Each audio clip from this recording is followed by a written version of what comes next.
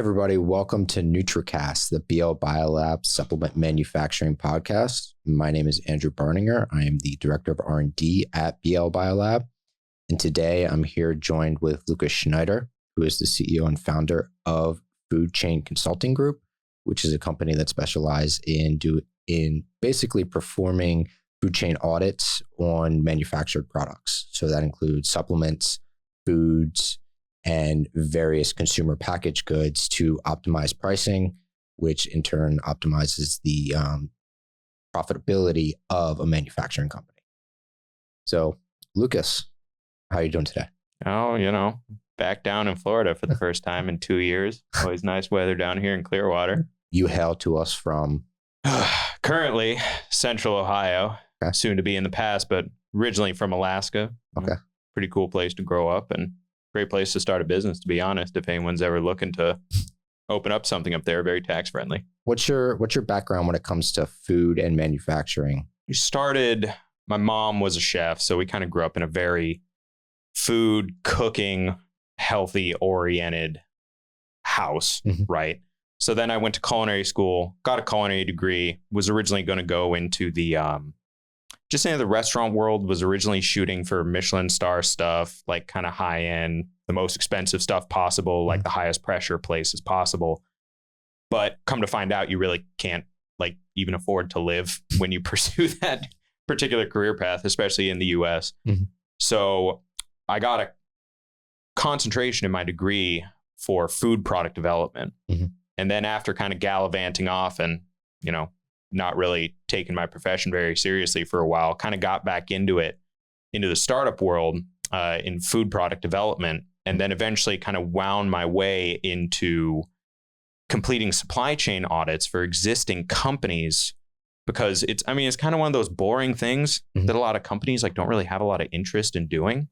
My guess is that it's predominantly because people, especially companies that have already grown to a certain level, are intimidated by the idea of getting away from their trusted, consistent suppliers for raw materials and taking a risk on getting a new supplier in the interim period where you actually might have to spend a little more money in order to get the right amount of safety, because it's like the new supplier could potentially short you. I mean, we've all heard stories of China, with companies shipping over stuff that's less than ideal. Yeah, less than what you would call qualified. So the idea is then to get the new supplier in for advanced savings and switch from your first tier suppliers that help you get off the ground, higher cost upfront per kilo, per pound, per gram, but then but they allows you to save your total amount of cash that you have in the business, because your MOQs aren't like a pallet or a metric ton. You can buy a pound of something, right? But you eventually scale out of that first tier of suppliership. You got to get away from that first level, because then it's your savings just increase dramatically once you actually scale the business with the suppliers. And we see a lot of the time in our business that our clients come to us and they're these large companies. They're driving 12, 20, $50 million in revenue a month. And they're still using, tier 1, tier 2 suppliers, and just their cost of goods is just suffering. So how do you when you come into a company like that to kind of look at their supply chain, and particularly from the ingredient side, what's the first thing that you analyze? Do you analyze formulas? Do you analyze where they're getting stuff currently? Is it a mixture of different things, or what are you looking at when you're looking at a manufacturer's supply chain? Yeah. So the first thing that we'll do is we'll speak with the CEO of the business or the COO, whoever has the most intimate knowledge with the buying habits and decisions surrounding the buying habits in the company. From there, we'll go and get the full list of raw materials, their current costing structures, their suppliers, their locations as well, because we know freight's always a big part of it, the logistics component. So it's like, for example, if you're buying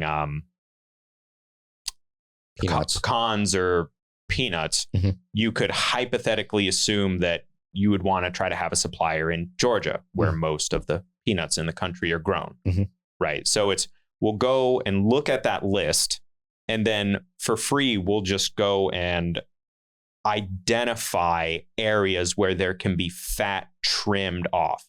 Like if they're still buying like multiple pallets worth of product from a distributor, like that might be a good place to start for us, where, you know, they're probably just paying too much. They're running enough volume where now they can go directly to a manufacturer and start purchasing product.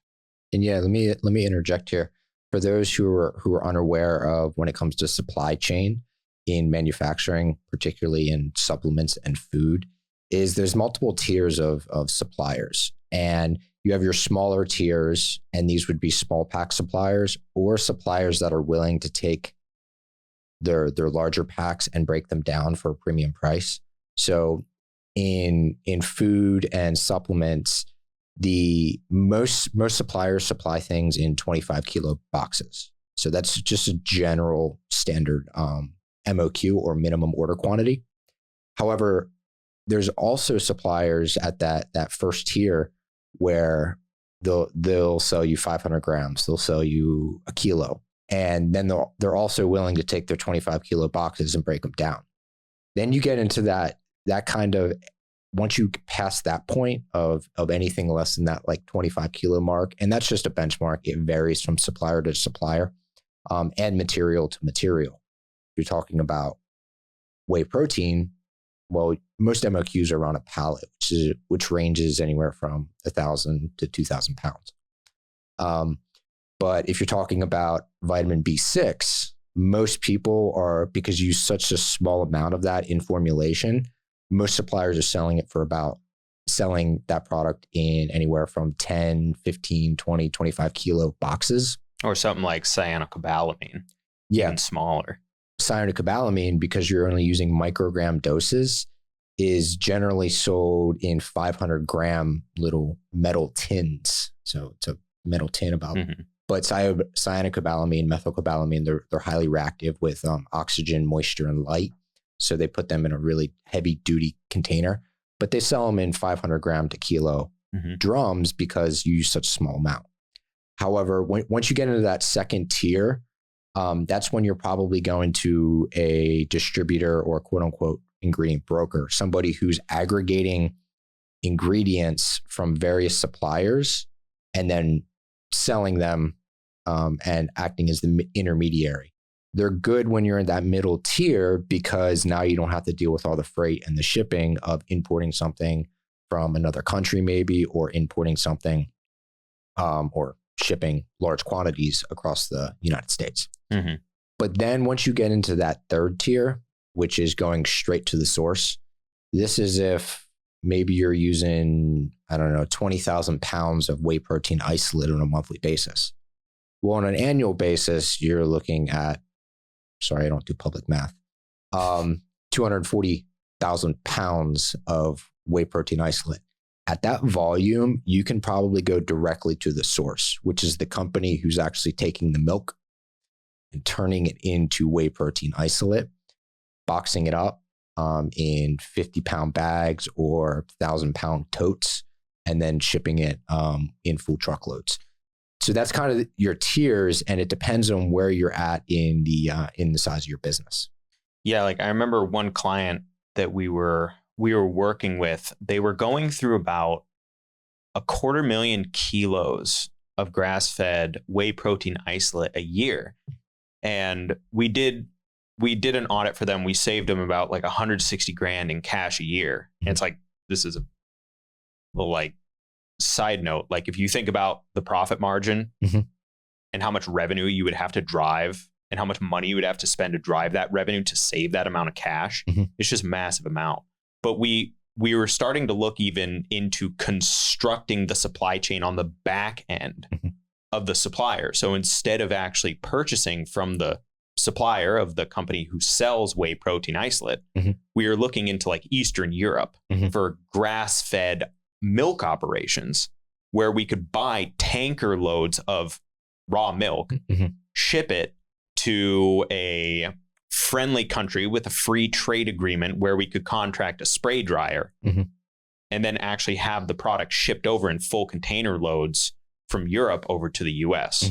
That part of the project ended up not going through, but it's like you can kind of start seeing where it's like, oh, you actually have more command over your supply chain than a lot of the companies who are actually selling the product would lead you to believe. And it's understandable. I mean, they're financially incentivized to not give you that information because, I mean, that's their entire business model. But it just gives you a sense of like what is actually capable, you know, for any brand to go do. It's intimidating, especially once you start going overseas, because it's, you know, cultures are different in other countries for how they go about things. Like in America, we kind of have this 2FA full trust system with suppliers, like, you know, because there's a lot of distribution and multi-chain, or I should say multi-layer supply chains in the US, where it's like you have the importer or an exporter shipping to an importer, shipping to a warehouse, shipping to a distributor, and then distributor of a distributor. So they're down the chain. They're very incentivized to give like free samples, for example, like it's the standard. But you go overseas, and sometimes they're a lot less more reluctant. They're a lot more reluctant to do that. Where like, oh, we'll send you a sample of a metric ton for the regular price, which is just a regular purchase. You know, it's like they get to the trust is assumed. It's like a one-factor authentication structure. So it's just like, yeah, well, you trust me and you send me money and we'll send you product. And the American entrepreneur is usually a lot more reluctant because it's like, well, I don't know you from Joe.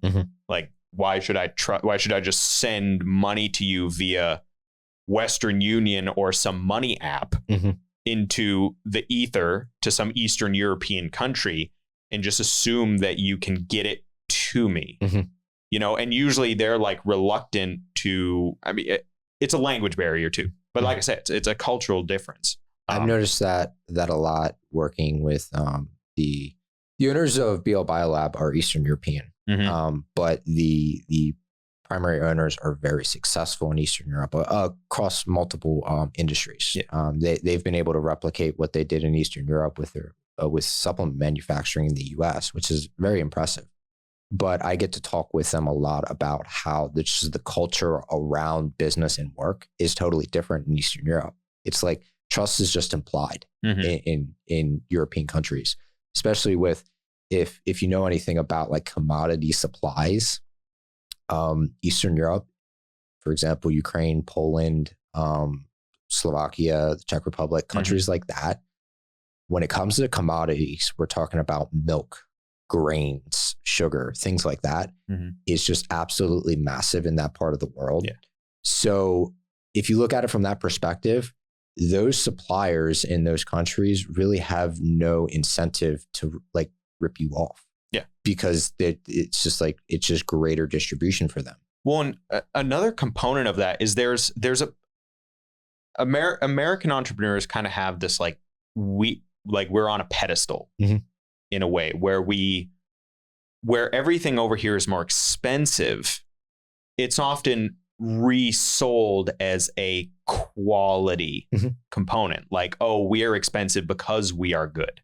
And a lot of the time it's like there's actually like a lot of viability to that, like what we said about the 2FA system, where companies are willing to send samples as like a sign of trust to the entrepreneurs that it's like, hey, your interest in buying our product is validated, evidenced by the fact that we can send you a sample immediately upon request, and we respond back to email. You can call our sales associates, and you know there's a convenience of being in the same time zone. In the United States, there's you kind of mentioned it that we look at purchasing and business differently than in other parts of the world. I remembered my thought. Okay, it's since because we're up on this pedestal, Americans are actually more subject to international scams than people in other countries. And it's because of the economy here, right? Like, and since we're able to do so much business inside of the US, entrepreneurs are able to find all of their resources here a lot of the time, granted for a higher price. But because they're so used to doing business internally, like inside the US, it's a really terrifying proposition. Like first time entrepreneurs like go on international supplier sites, and just because of the lesser quality websites or currency translate, like switching currencies, people not having English as their first language, like everything feels like a scam. It's partially validated, you know, and sometimes it's like less of a scam and maybe less of a there's less QC and QA around it, like there is with the US. Like if a company sends you a product that's contaminated with metal shavings and they refuse to give you a refund, that can have like some pretty serious repercussions to their business. But, you know, like some supplier outside of the US ships you product and there's metal shavings in it, it's like the likelihood you're going to get a refusal is probably higher in the US, because those countries that supply those types of products, like let's say Malaysia and vanilla beans, they probably sell vanilla beans to so many different countries, right? And the US is just one of them.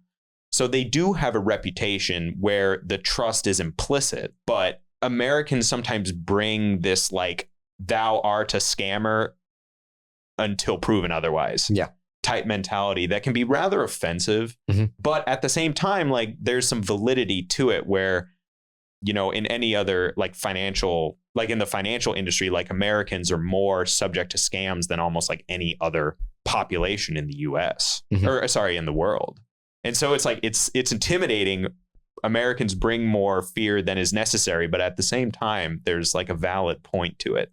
So it's like, you kind of often need like someone who's experienced to navigate those waters. Like when I first started dealing with some exporting agents and some importing agents, like they can just be the most helpful people, because it's like, they've been there, they've been doing that for years and they know how to navigate those waters literally. Yeah, when it that's something also interesting about analyzing a supply chain, because you need to see when looking at these materials, say a company is getting them domestically. For example, at BL Biolab, we try our best to work domestically. However, there's just some situations where it just makes more sense to go out of the country. For example, if we're talking about any milk product, whey protein in particular. Europe, especially like the Netherlands, fantastic place for that type of product, because it's a commodity. It's a commodity in the US as well. Yeah. But because the standards are also so much higher for that ingredient. They are. What's interesting about whey protein is in the United States, we have this whole grass-fed thing. In the Netherlands, they don't have that because that's normal. Grass-fed milk or grass-fed dairy in the Netherlands, that's just how they do it. So it's interesting because it's all fertile land over there. So there's grass everywhere. You know, there's no desert over in Western Europe. Yeah. Except, well, like southern Spain and southern Italy, but that's not where the cattle are grown. Yeah. But in the United States, it's like it's an accolade to have a grass-fed whey. And in all reality, that's pretty normal when you look at other countries. Yeah. But in the United States, that product is sold at a premium. So there's so much irony to that too. Yeah. You know, whey protein is still a commodity, but when you get into like specific grades of the whey, talking about grass-fed, possibly organic, because organic whey protein is a thing. I still don't understand how. Maybe one of our viewers would be able to put that in kind of the comments on one of our YouTube videos, or maybe on one of our social platforms. Wait, could you reword the question? Yeah, or organic whey protein. Organic. It implies to me. Well, you'd have to have organic, but not grass-fed, because you could feed them like certified organic grain or certified organic corn. I mean, certified organic hay. maybe like if you're going to do a grass-fed one, but like, I don't know. I'm always a little skeptical about like grass-fed whey, because it's like, well, the whole process is to remove the fat. Mm-hmm. The whole idea is that you get more omega-3s from, the grass, which is then soluble inside of the fat component of milk. But if you're removing like 97 point whatever % of the fat from the powdered whey protein isolate, it's like you don't really have any omegas left. It's kind of ironic. Yeah, it's interesting to look at it, because is it actually a superior product?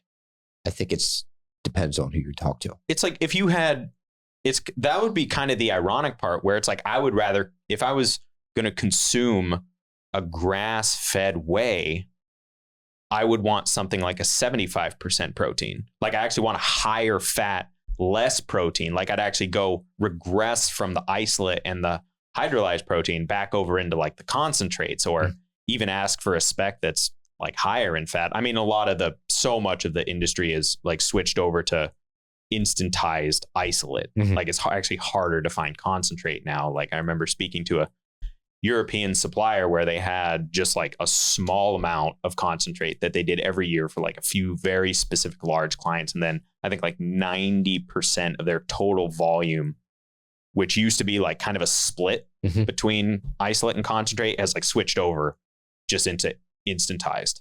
Like that was it. Like it was hard to find anything else besides that. And then with the increase in grass fed, it's just kind of like, well, I guess, I don't know. Like I'm a little skeptical of it, I'll admit. Yeah. Like I know it's a whole market out there, but I'm just a little skeptical of it. Like you have to look at the science behind it, like, which is becoming more of a thing here in the US, hopefully. There's a market for it. Like actually looking at the science behind the supplement and the product, as opposed to just like, like putting a clever marketing spin on it. You look at the science and you can figure out which products are actually good and why, but it does take some deep diving. Now, when it comes to auditing a supply chain, when you're qualifying raw material vendors, or I'm assuming you do packaging as well, when you're qualifying packaging vendors, from a quality perspective, like their quality documentation that the manufacturer has to use internally. So do they give you, like for BL Biolab example, we have a quality survey. And what we will do is that quality survey will be sent to the supplier, and they'll have to complete it, send us all of the necessary documentation associated with that, any audits, audit verifications, any certifications that they have, and the most recent audit associated with those certifications. But from your perspective, do you lean on the manufacturer to define their standards, and then that's how you qualify your vendors? Well, the first thing we start off with is the client, right? Because it's like they define the standards of their product by deciding which markets they're going to try to go after. Because it's like some certifications or some qualifications are irrelevant in certain markets. So let's just say a company I'm currently have right now, they're non-GMO project verified. Right, which is a pretty strict standard, all things concerned, especially with like grains and whatnot, especially with like, well, I won't get too deep into that one, but let's just stick with that, like non-GMO project verified, not certified organic. So we'll go through and identify each one of the ingredients where, like I said before, there's fat to trim. And then we reach out to qualified suppliers based on the needs of our client. Like this particular company is like, everything needs to be certified non-GMO project verified, like on their website. And that obviously that, really kind of reduces like the latitude in which a company can like explore their supply chain. But that's their market proposition, like to the retailers, to their customers, like that's what they care about. So we'll try to find the suppliers who can meet the criteria of the client. Because let's say that, someone's shipping US grown pecans to India, right? The standards around that as far as qualifications are not substantial. The customer who's actually purchasing that their standards for purchasing are not going to be based around whether you have a UL GMP certificate, because they're buying directly from the farm. Like the farm doesn't go through those types of things unless they want those specific qualifications. And usually those qualifications they're kind of hit or miss, like whether those companies actually want to engage in that. You know, some of them care, like, hey, we are a specifically organic farm and that's our value prop. And maybe in another country, there's a customer base that cares. But if you're just like going through commodities, it's more just like, is what I'm buying 100% of what I think I'm buying? You know, am I spending 100% of my money buying 100% pecans, or is there 5% shell in there? Okay. It's stuff like that. So it really just depends on the client and the customer they're trying to target. And then we'll conform to their standards. Like, let's say that we had a company. I used to work for a company that was actually like this. It dealt with Costco. Costco, their quality requirements are, they use the British Retail Consortium to do audits. So let's say you're a brand who's trying to get into Costco or has gotten into Costco, and now your manufacturing plant, whether you own it or your supplier who owns it, like who actually co-manufactures the product, they have to pass a BRC audit, which is very strict.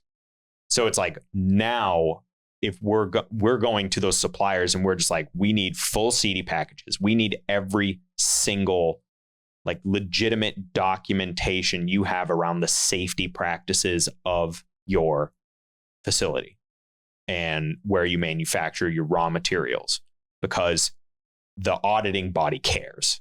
Like they care about that. And it's like, you get like a Costco client can be so big. Like the company I used to work for, we shipped hundreds of pallets of product every quarter, because it's just their business style. You know, it's like Costco's got a lower margin than regular retailers. There's less product variety and larger product volume. And it's like people go there to buy bulk. So it's like, if you manage to like get into multiple Costco regions, you could make a ton of money. And Costco knows that. And since they have less product variety and bigger volume, they're incentivized to be way stricter on their quality standards. Less people competing for shelf space. And let's say if there's a recall on a product, like the impact is disproportionately larger at a Costco than, say, if it was at like a Safeway. There's more attention. Like, what would happen if there was a recall on Kirkland mixed nuts? I don't know how many of those they sell in a day, but it would be huge. Like, or San Francisco Bay Coffee, like just, you know, or some other product that Costco sells in like massive amounts. Rotisserie chickens. Like, it would be huge, you know, like it would be massive. So it's coming back to it. It all comes down to like where the client is selling and what their market standards are. So with like BL Biolab, I actually have a question about this. Like, when you guys go through and like actively try to get the most optimized suppliership, like do you guys do a lot of teaching with your guys' clients, like, and try to teach them, like, and like a problem that I have with clients is a lot of the time they come in and they want the margin that they want to have at scale. You know, and I'm like, no, it doesn't quite work like that. Like, obviously we got to put it a lot softer than that. But I usually direct them towards like, you got to balance margin with your cash on hand. Like, you can spend more cash on hand to get a better margin on your products, but then you might be left with excess inventory. So it's like, do you guys have to educate like a lot of your clients on that? Yes, this is something that I deal with on a daily basis. It's because we work with, we have some very large customers, but we also aren't afraid of working with smaller customers. The problem with that is a lot of our smaller customers, this is new to them, completely new. So they're completely unaware of the nuances of certain things. For example, I keep going back to whey protein because it's the most misunderstood market, I see. And it's a really volatile ingredient. The costs on whey protein just yo-yo up and down all the time. Yeah. What'll happen is customer will come to us and say, I want this whey protein. And maybe they send us an example of Optimum Nutrition, which is the highest selling, most volume whey protein sold in the world. Many people, unless you're in the industry, what they don't know about Optimum Nutrition is they're owned by Glanbia. Glanbia, massive company, is they're a multinational conglomerate of ingredient sales. And one of Glanbia's primary ingredients that they sell, metric tons of a day, is whey protein. They're a Costco client. Yeah. Great example. And that's just one sales channel for them. And so if you bring me an example of Optimum Nutrition whey protein, and say, I want this product, and you bring me a 2-pound container, which Optimum consistently sells for about $29.99 across the board. It's pretty much the price that they sell it everywhere. It might jump up to $34.99, but most of the time they're selling it for $30 for 2 pounds. And if you just want 1,000 units, it is not possible, because the cost of the raw materials, which is primarily whey protein isolate and whey protein concentrate, not only do they change basically week to week, because it's a commodity, it's going up and down all the time. But even if we could get the ingredients to do it at 50% of what they normally go for, you still would not be able to compete with Optimum Nutrition. Yeah. Because your cost of goods on a product like that are going to be $11 to $17, which leaves you with approximately 50% to sell it, which is very difficult to do in a market as competitive as whey protein. We have to educate customers about particular products, specifically like when it comes to whey protein or certain sports nutrition. Sports nutrition product, it's like a race to the bottom. Well, in sports nutrition too, it's like this comes from more of a product development standpoint, which I know you have quite a history in, and so do I. It's really easy to copy products in the sports nutrition space, like just from a product perspective, less of a branding perspective. Like if someone was just like, hey, can you make me a chocolate whey protein isolate? Like I could literally take out a pen right now and write you down a recipe for a successful product, like that will taste good. It's like not difficult. It's like 3 ingredients, but the branding, that's what moves sports nutrition so much of the time, or at least in the bodybuilding world. I know it's a little bit less in kind of like the commercial nutraceutical side of things. Like that can be that's a little different, but it's just like, it's so branding intensive. I mean, if you look at the successful brands, for example, Ghost, absolutely crushing it, probably because of the way that they look. Great branding. First Form, Rise. They're kind of like, some of these brands are kind of like, I think they've peaked and they're coming down the other side. But when it came to what made them popular, it was the way that they looked as a brand. So like they were very aspirational and flashy. That type of brand did really well for sports nutrition. I mean, even if you go back 15 years and look at companies like Optimum Nutrition, BSN, or Muscle Tech, which are 3 massive billion-dollar supplement companies. It was really their branding and brand awareness, because they got into the we were already successful in the sports nutrition industry, but then social media came around, and this idea of building a lifestyle brand around sports nutrition kind of got really popular, which is why they were able to like just increase their value even more, because they were already there. They already had a successful brand. They were already selling it in every vitamin shop at GNC, Walmart, and Costco in the country. But then you introduce the social media and building the actual brand awareness around that, and it just blew up. So between, I would say, 2010 and 2020, like the whole fitness thing on social media was absolutely massive.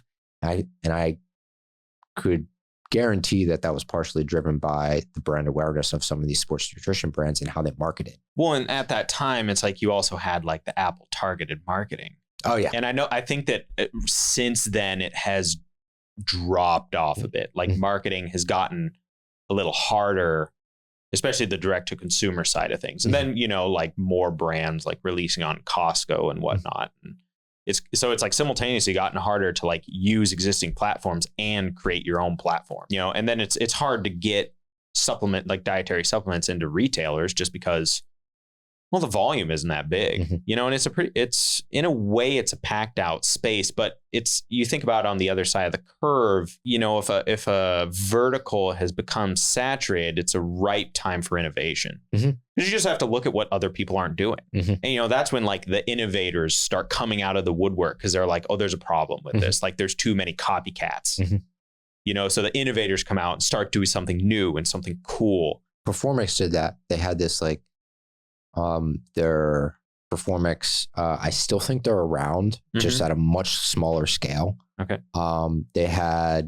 They were the first ones commercially at a big scale to sell the capsules that had the liquid in it. So it was a capsule with like liquid beadlets inside. Oh. And it was like blue. Do you remember? I remember that. Yeah. Yeah. It was super, super cool.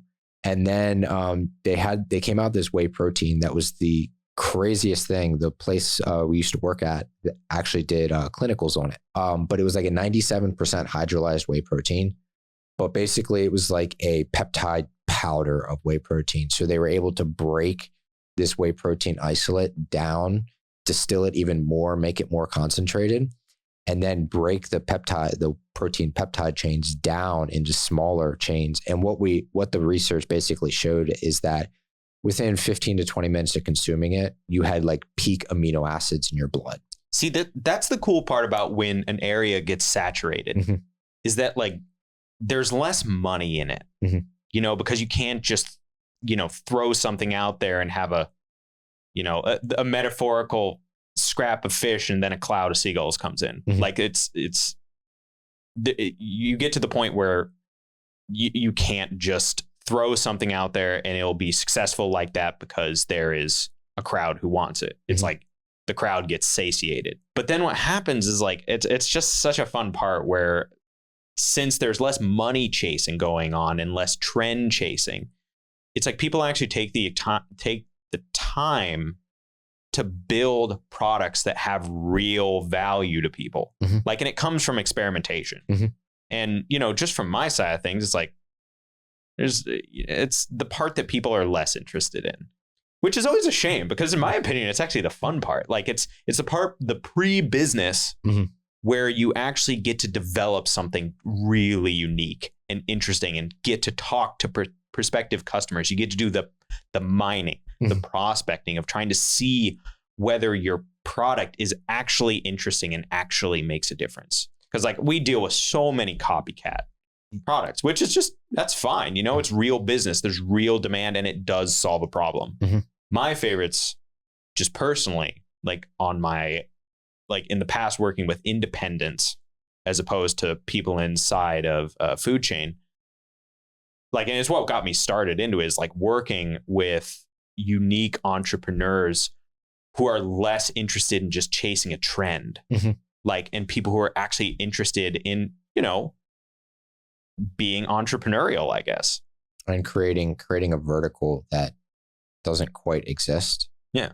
Or re-innovating in a vertical that's been hypersaturated. But it's risky. It is. That's always the hard part. Like a company I used to work for is a chocolate manufacturer. And the guy who built it moved over from Lebanon in the 70s. Super cool dude. Lebanese Willy Wonka. Right? He had like spring-loaded glasses. Super cool dude. But he was so innovative. He was almost always early on everything. Like I remember I brought up allulose to him one time and he was just like, allulose? I did that back in like 1984. I'm like, well, you should be doing it now. He's like, you know. And I'm like, yo, look at like the CAGR rate of this ingredient. Like it is growing rapidly. Same with like soluble vegetable fibers. Same with like stevia Reb M. Like let's find a way to integrate these ingredients into products. And he just wasn't about it. Like, and he had just done it so far ahead of time. He was overly innovative that he didn't think about market timing. You know, he was just there too early. It's like if you were like, how long does it take it for like the USDA to approve like a grass ingredient? Generally, it's like 15 years. Grass. I think grass is a little bit faster. It's like 7 years. Okay. And it depends on, I know there's different levels of grass certifications, but it depends on like what organization you're going through, FDA, USDA, and there's a lot of nuance to it. Yeah. And that's the difficult part. So it's like the risk of development and the risk of innovation pushes so many like talented entrepreneurs away from trying to learn the skill of being innovative, you know, or being on the front edge. They want something that's already proven, like that they can tag along with and try to be the second or the third person. Like, I'm not gonna lie, like being the third person onto a trend, the third business or the second business is a comfort spot for a lot of companies, because they're just like, we're not taking a risk because we already know it works, but we're here before the other competitors. So a lot of entrepreneurs like spend their time analyzing trends that are starting. So it's like, they're never going to be innovators. They're always going to be followers, which is chill, because it's like, there can be millions of dollars to be made in that for companies. Like, I mean, but the interesting thing about that, particularly in the consumer packaged goods, which would be especially most recently in the RTD business. Yeah, and that would include RTD, which stands for ready to drink, CPG, which is consumer packaged goods. So CPG is really just an umbrella category that includes anything that they can put in a package and sell. Like technically a phone could be considered a CPG, but then there's like the food and beverage and let's just say consumable vertical under CPG. And then you can split it off into like food, beverage, nutraceutical, and then Thomas, a bit of a degree, pharmaceutical or like over the counter pharmaceuticals, but we generally don't deal with that too much. And but within the CPG space, there's basically the first one to market, successfully bring something to market, basically garners and retains 90% of the market share. Good examples of that would be somebody like Kind Bar. In 2021, sold for $5 billion to Nestle. Oh man, I can't remember who they sold to. It was a massive company. In 2019, Quest Nutrition sold to Atkins, the company that owns Atkins. Yeah, the company that owns Atkins for $1 billion. But what's interesting about them, another one, RX Bar. RX Bar sold to Kellogg. 350, 400 million. Something like that. But they were only operating for like 5 years. And in 5 years, they were able to garner such a big market share on a category that didn't really exist, or didn't really exist the way that they did it. Where Kellogg's, a massive company, people don't realize how much pull Kellogg's has because they think of just cereal, but Kellogg's is everywhere. Oh, Kellogg's does so much other stuff than just cereal. Kellogg's came in and said to RX Bar, your company is worth a lot to us, because we can't get access to that market. And that's what's so interesting to me, because Kellogg they could have done it. They could have easily done it. That's like the funny part is that like, when you think about like RX Bar, they more or less just, it's a Lara bar with some nuts in it and a better tasting protein. I mean, it's like a really simple product. Like, easy to make. And that's kind of the, I mean, we were talking about this earlier, where developers inside the food product space, they automatically, I mean, you could call them salary chasers, and that's not a bad thing. Like, sometimes I wish I had a steady salary, right? But I'm too addicted to like the fun component of consulting. They go into these huge businesses who are already legacy businesses that have been around for a while. And so what happens is they have their set ways of doing things. They're kind of almost anti-innovation.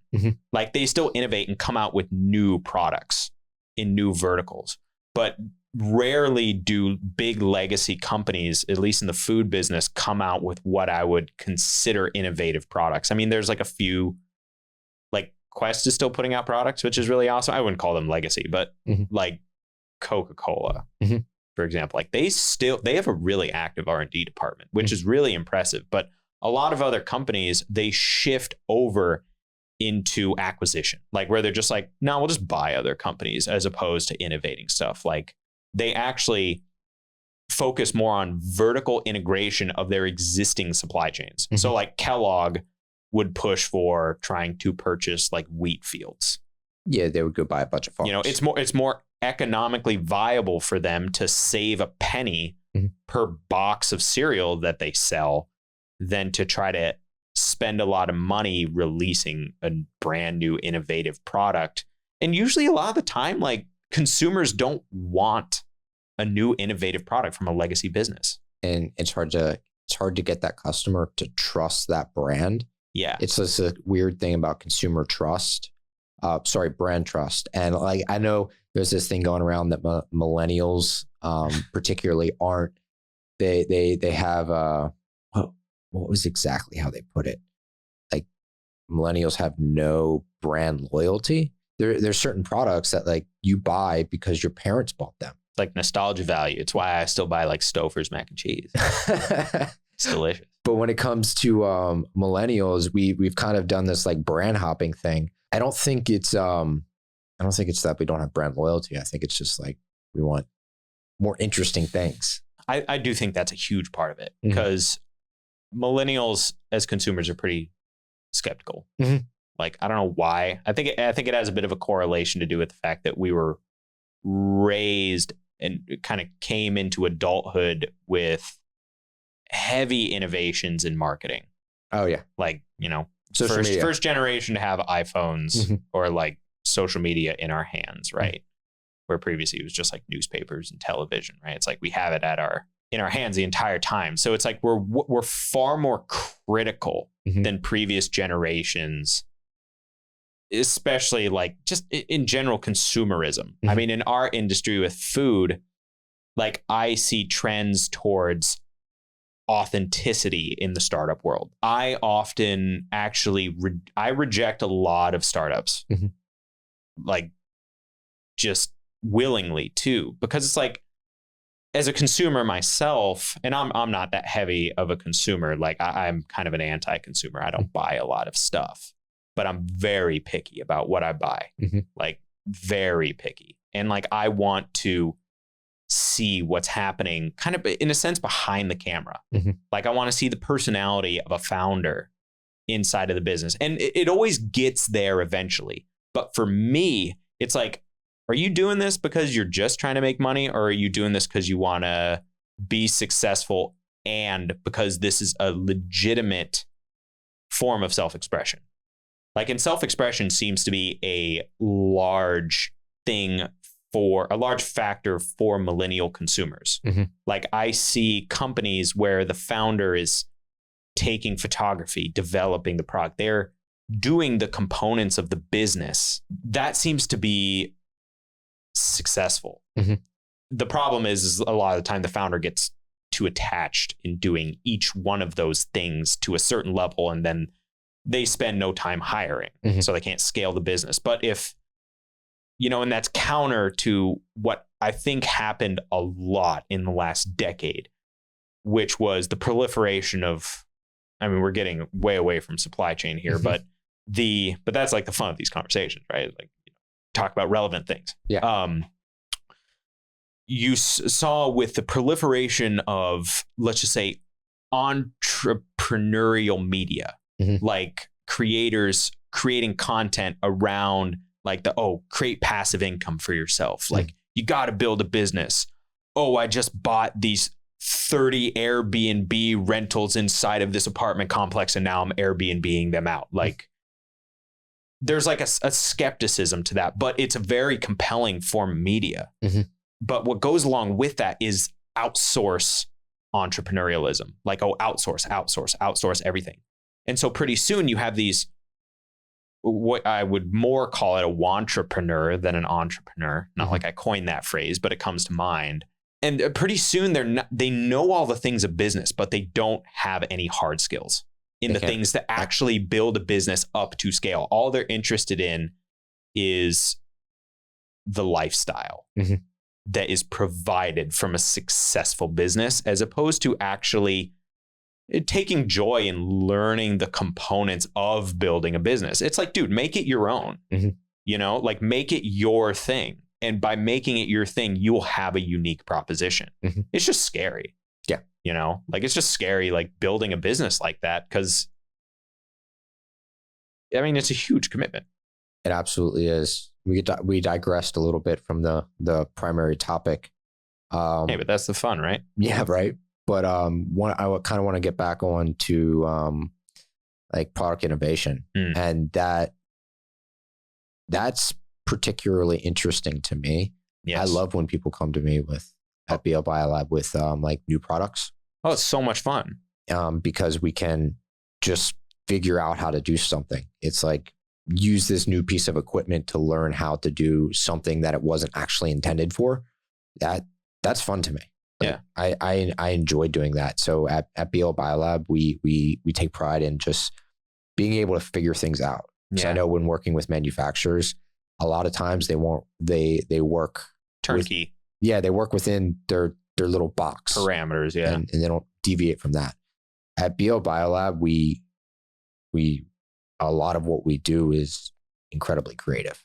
Yeah. So we try to figure things out and make it work. Well, and that's the fun part. Like part of what I do is we connect like brands with either startups with the right manufacturers or existing companies with better manufacturers. And I do have a Rolodex of ones I prefer to use. And it's because they're just more flexible, but they have good business sense. Yeah. Because it's like I've seen some manufacturers just take on every sporadic client and make them a partner. And pretty soon they're not making money. Yeah. Right. But when a manufacturing plant actually has like real innovative capital in their R&D department, that's when it's fun to work with them. Yeah. Like I don't really like working with a lot of turnkey companies just because it's like your value proposition to me and my clients is hard to substantiate because you've built a business entirely around a trendy vertical. And so the R&D doesn't have enough latitude to create innovative products. They're like, no, we built this business around a growing vertical. And I'm like, yeah, but your next customer could come in and order the same product. Then you just get into an argument with them about like, oh, how do I, well, what about my IP? Right. And that's such a hard conversation. And I know it's a kind of like a downward slope that manufacturers try to homogenize their product because, they have a specific set of machinery. Machines are expensive. It's hard to expand. Super expensive. Right. And it's all about output and efficiency and what your workers who work at the plant actually know how to do. Like I remember working with a client who purchased a piece of machinery that they had no business buying. Like we came in, found out they had purchased this piece and they're like, oh, like, and we're going to get this set up. And our first response was like, who in this building has the expertise to set this up? Incredibly technical piece of machinery. And so it's like what we ended up doing was we ended up like selling it for them. Actually, we went into a role where we actually brokered the sale of it. Right. But yeah, like coming back to the manufacturing component, like it's all about efficiency and production. So innovation is less efficient and has less output. So it's like balancing those two things. And you probably deal with that all the time. Like, how do you bring in innovative products into an existing efficient operation? Right? Like, I imagine just from my limited experience with actually like working with certain product formats from an R&D perspective, like I've done more food than say like tablets and gel caps. But I'd imagine that like tablets could be a difficult one because it's like challenging. Yeah, super challenging to actually like. I don't think people realize how much of the time you could just throw together stuff, put it through a tablet press, and then it just fall apart. Yeah, I mean, you're literally taking a machine that has over 10 tons of pressure and forcing something together.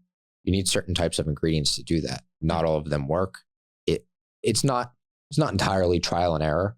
Like there's standard practices you use, but it's still challenging because it's like, oh, we did something similar, so let's model it after this formula. Yeah. And then you realize, oh, well, every time the punch comes down to form the tablet, the powder cakes onto the punch. Well, now you got to take every single one of those punches out, clean them, put it back together. And that alone takes 4 hours. It's like when you don't spray a cake pan. Yeah. Yeah. You just end up with a layer of burnt. Yeah. Your cake just splits in half. Yeah. Okay. Yeah. That makes sense. I think this was a really good informative conversation on everything from identifying hiccups in potential supply chains, manufacturing, a little bit of marketing and branding. This was a fun conversation. And is there anything else you'd like to add? I'd want to talk to like new entrepreneurs out there, if anything. It's like, be pragmatic. It's a huge component. It's like, be what you have to be right now when bringing a product to market. You know, don't try to be $1 billion business before you've even made $1. You know, it's like you got to prove concept first. You got to do that pragmatically. Don't spend a ton of money. Don't worry as much about your margin. Does it sell? Do you actually have a market? Like, who are you to be running this business? It's the big questions of like whether it's real or not, you know, and how to bring it into reality, you know, and it's got to be real to you too. You know, it's like it's not that it has to be fun. I mean, entrepreneurialism is a monster. It's a beast. It affects everyone around you too, like your friends, your family. So it's like, you got to like it because if you're going to be doing it, you're going to be doing it for a while. Yeah. You know, so that's what I'd say to new entrepreneurs. It's like, be pragmatic, be realistic, but be focused. Well, thank you for watching this episode of Nutricast, which is the BL Biolab Supplement Manufacturing Podcast. If you like this video, remember to like it, subscribe for future episodes, and turn on post notifications. Thank you.